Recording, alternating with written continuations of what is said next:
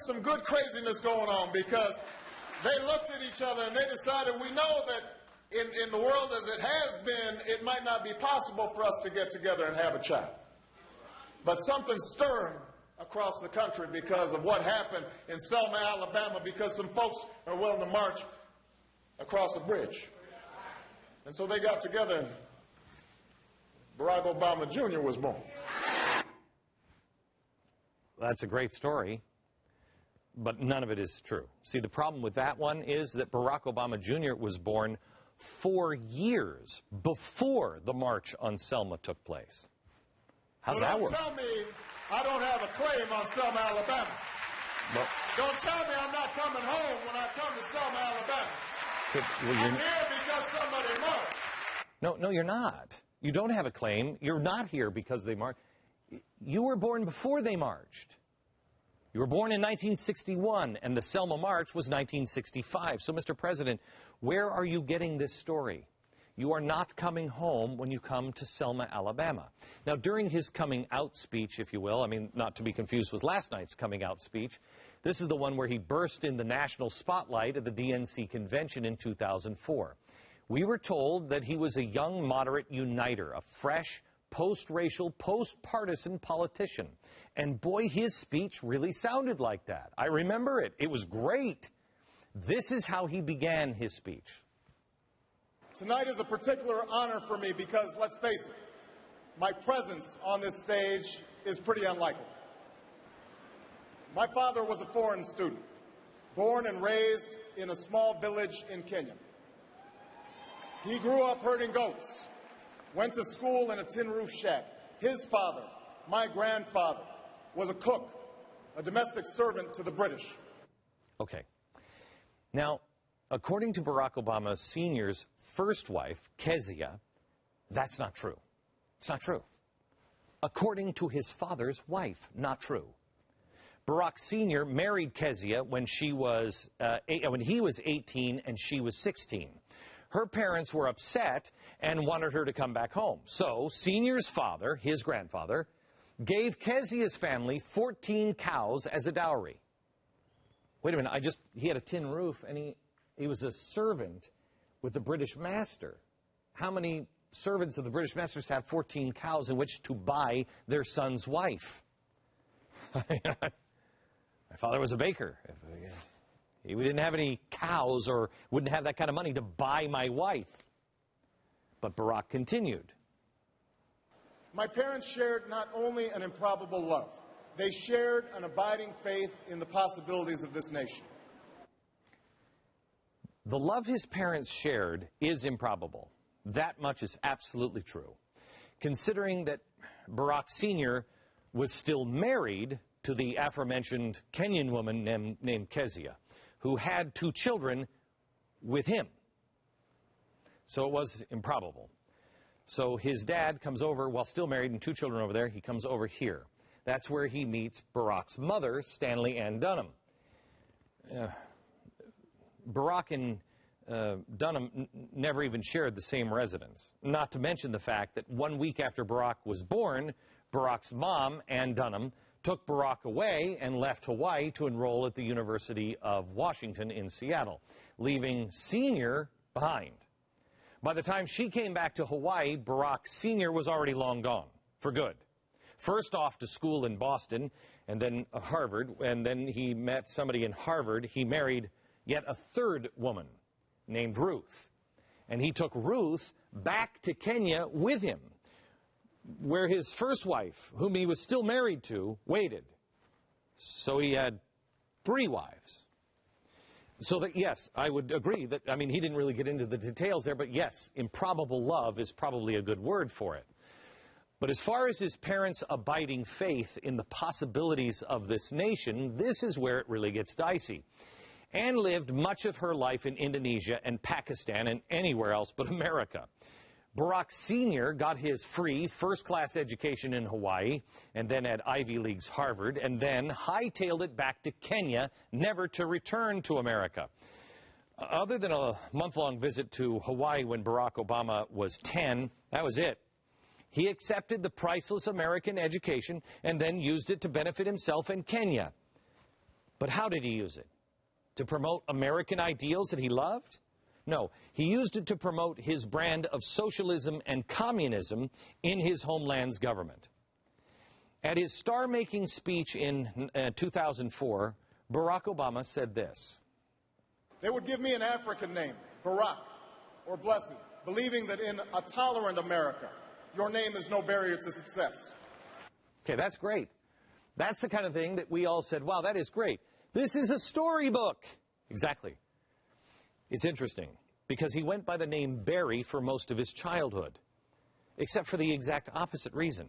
Obama says his mother advised him not to switch from being called Barry to Barack for her fear that his African name would mean something very, very bad for him in America. So they didn't name him Barack because they had great love for America and respect, and they knew, no, when he tried to change it later when he was becoming a radical, she said, don't, you can't trust America. So which was it? Obama's highly acclaimed book, Dreams from My Father, details his struggles, such as that one, and other racial tensions, causing him confusion about his place in the world. It set the tone for the post-racial excitement his legions of followers felt.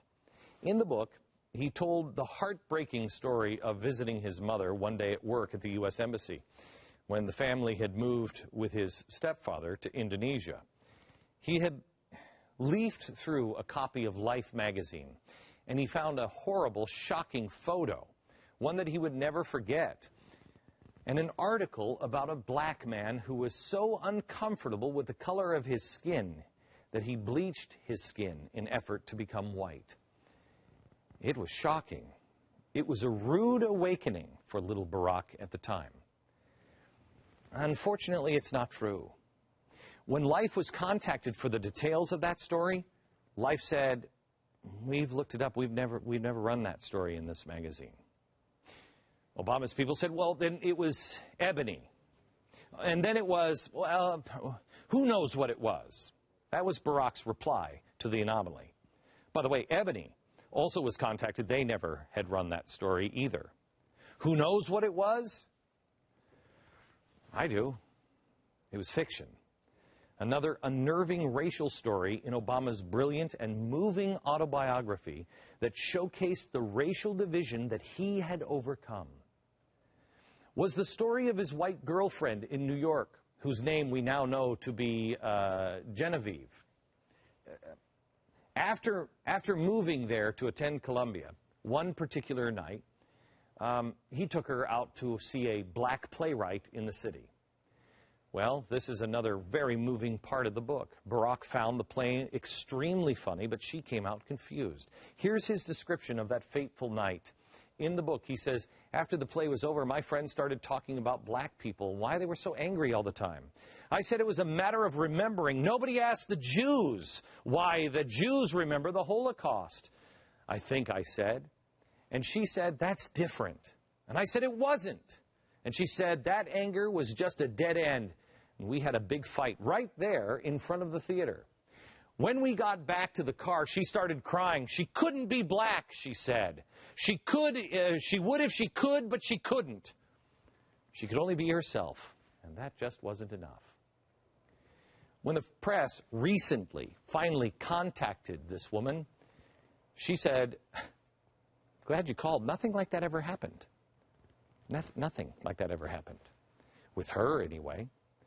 Oh, yeah, that's right, Barack Obama now admits. The girlfriend he was talking to was a compression. He was using a composite girl when describing his dates in New York.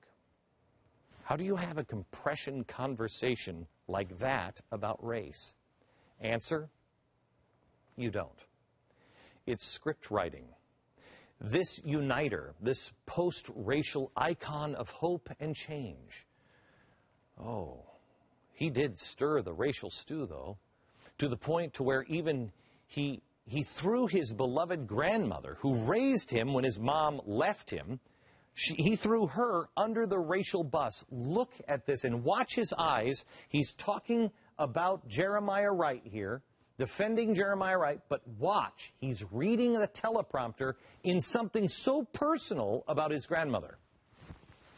I can no more disown him than I can disown my white grandmother, a woman who helped raise me, a woman who sacrificed again and again for me, a woman who loves me as much as she loves anything in this world, but a woman who once confessed her fear of black men who passed her by on the street. No way. And who on more than one occasion has uttered racial or ethnic stereotypes that made me cringe. That's not true. Yeah, I don't know if that happened or not, but this is a storyline. Nobody says that about their grandmother and has to read it. If it's true, you look at the camera in the eye. You don't need to read that. A few days later, he explains this to a radio show. The point I was making was not that my grandmother harbors any racial animosity. She doesn't. Right. But she is a typical white person who, if she sees somebody on the street that she doesn't know, there's a reaction that's been bred into our experiences that don't go away and that sometimes come out in the wrong way. I have to tell you, man, as I'm watching this, I'm thinking to myself, this is a show that you need to preserve. You need to burn this onto a DVD and preserve this show. Somebody needs to remember all this stuff, because this will be history someday. Someday all of this truth will come out. No white politician could have ever survived a comment like that, typical kind of any person, with a certain reaction that had been bred into them. That's crazy talk. They'd have no career left, nor should they.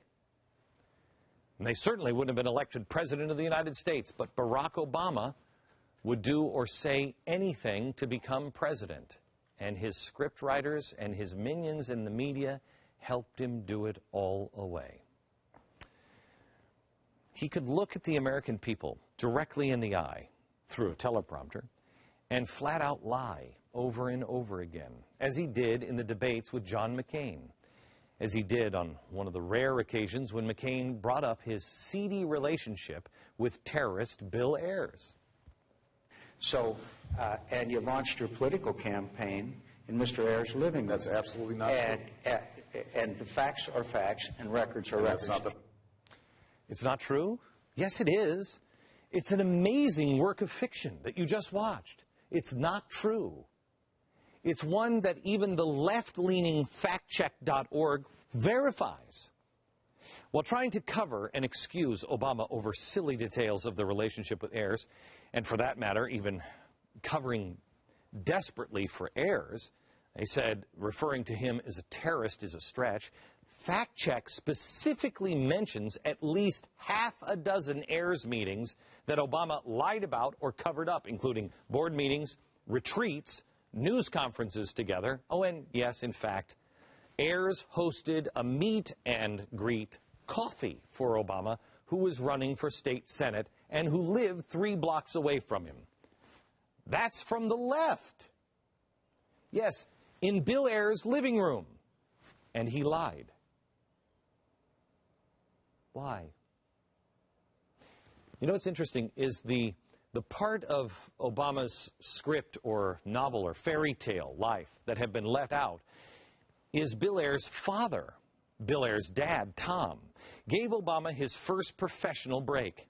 Bill Ayers' dad was a mentor to Barack, but they never met.